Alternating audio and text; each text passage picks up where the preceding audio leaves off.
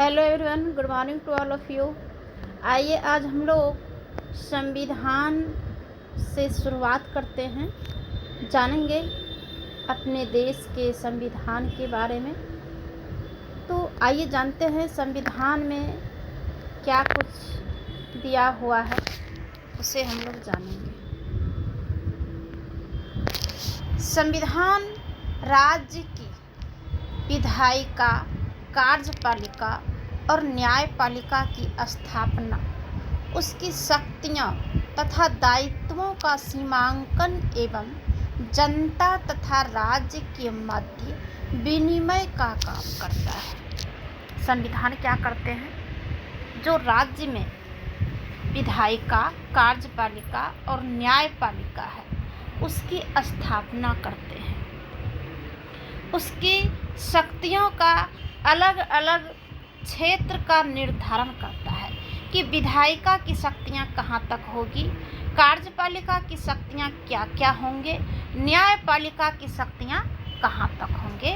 ये तीनों का जो है, तीनों दायित्वों का सीमांकन यानी सीमा का निर्धारण करता है और जनता और राज्य के जो बीच संबंध है उसका क्रियान्वयन, विनियमन करते हैं यानी सामंजस्य स्थापित करते हैं, ये भी कह सकते हैं। इसे हम संक्षेप में कह सकते हैं कि संविधान का अर्थ उसी कानूनी दस्तावेज से है जिसके द्वारा प्रजातंत्र व्यवस्था में शासन चलाया जाता है। अब जो भी प्रजातंत्र देश है तो उसके लिए उसके देश में एक संविधान होंगे और उसी संविधान के अनुरूप ही उस देश का शासन व्यवस्था संचालन होता है।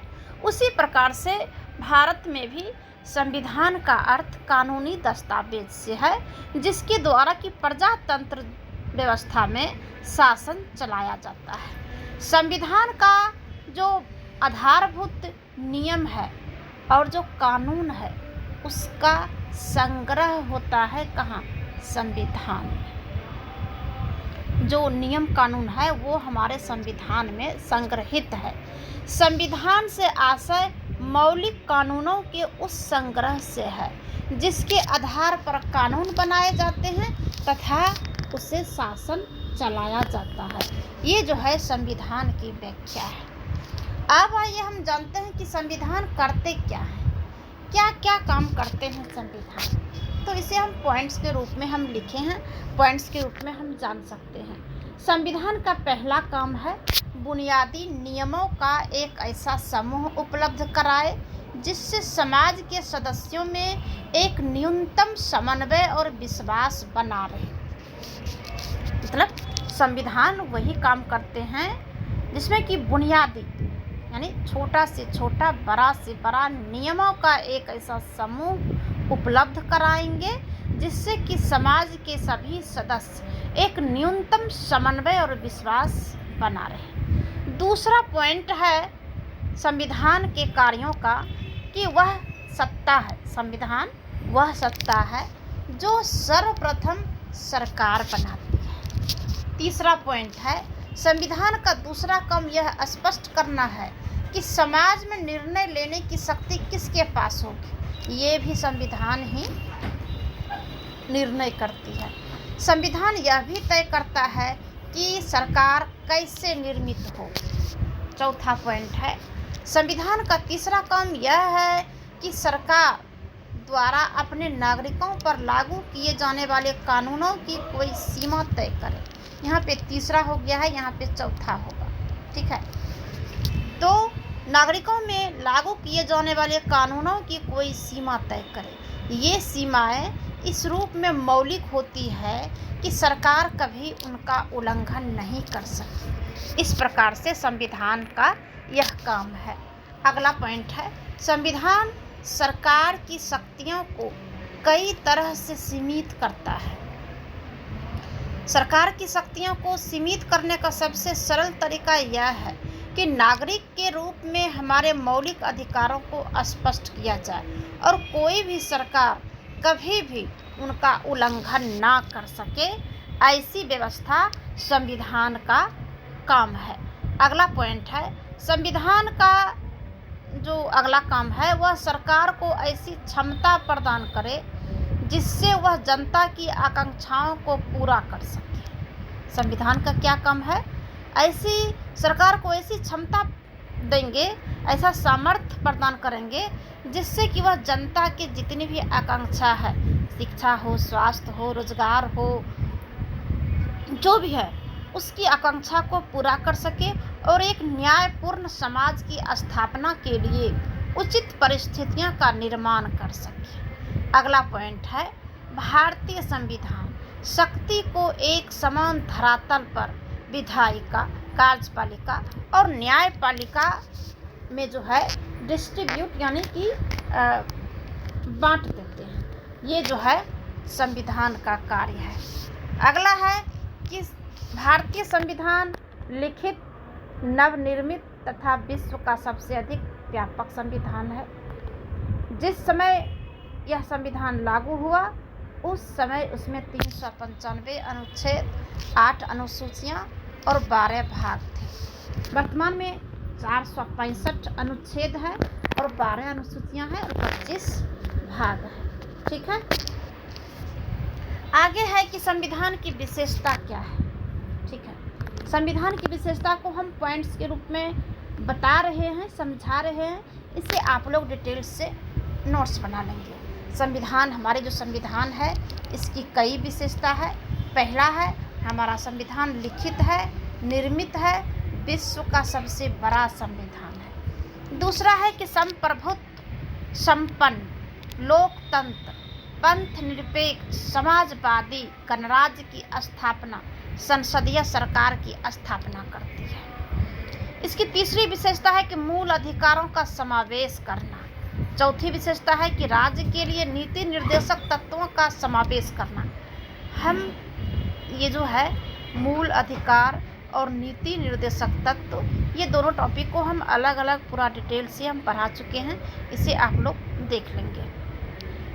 अगला पॉइंट है कि लचीलेपन तथा कठोरता का आश्चर्यजनक मेल है, क्योंकि हमारा जो संविधान है इसकी जो प्रमुख विशेषता है ये ना तो लचीलापन है पूरी तरह से, ना तो पूरी तरह से कठोर है, ना तो ब्रिटेन की तरह लचीला है, ना तो अमेरिका की तरह कठोर है। हमारा संविधान दोनों के बीच का रास्ता निकालता है। ठीक है, अगला जो पॉइंट्स है, केंद्र की ओर उन्मुखता है। हमारा जो संविधान है इसकी विशेषता है कि ज़्यादातर, हालांकि भारत जो है राज्यों का संघ कहा जाता है, सारे राज्यों को मिला करके हमारा केंद्र बना है, लेकिन केंद्र को अधिक शक्ति प्राप्त है राज्य के मामले में।